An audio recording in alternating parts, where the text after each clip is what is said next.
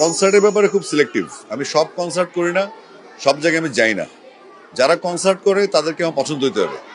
তার পছন্দ হলে আমাকে টাকা দিয়ে নেওয়া যাবে না। বেসিক্যালি আমি এসব বিষয় কেন করি, আমি চাই না কোথাও গিয়ে দর্শক প্রতারিত হোক, কোনো গন্ডগোল হোক, কোনো একটা বাজে সিকোয়েন্স তৈরি হোক, আমি চাই না।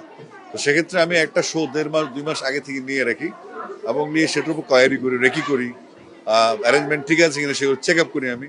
তো সুতরাং আমাদের বিদেশি কনসার্ট প্রচুর। এক সেন্সে আমি একজন রেমিটেন্স যোদ্ধা, কারণ বাংলাদেশে আমার আসলে ইনকাম ওভাবে নাই। আমার যত ইনকাম সব বিদেশ থেকে আসে, বিদেশে আমার ইনকামটা।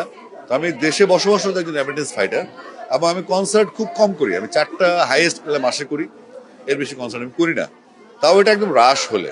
আর রেকর্ডিং একটু ভাটা পড়েছে আমার, অনেকদিন ধরে আমেরিকা থাকা এবং বিসিবির কাজ নিয়ে আমি ব্যস্ত। 4.5 মাস, 4.5 মাসে মাত্র একটা গান গেয়েছি আমি।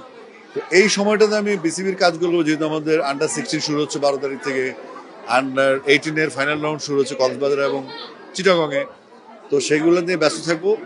তো আমার যেহেতু এজ লেভেল নিয়ে কাজ, এই বাচ্চাদের সাথে আমার বোঝাপড়া, এদের খেলাধুলা কেমনে বেড়ে কত বেশি ম্যাচ খেলবে, তাদের ম্যাচ খেলার ব্যবস্থা করা, তাদের ফ্যাসিলিটিস বৃদ্ধি করা, তারা যেন মাঠমুখী হয়, তারা যেন কিশোর গ্যাংয়ে জয়েন না করে, তারা যেন ড্রাগ রিক না হয়। তো এইসব অনেক কিছু ভিশন মিশন নিয়ে আমরা কাজে আছি।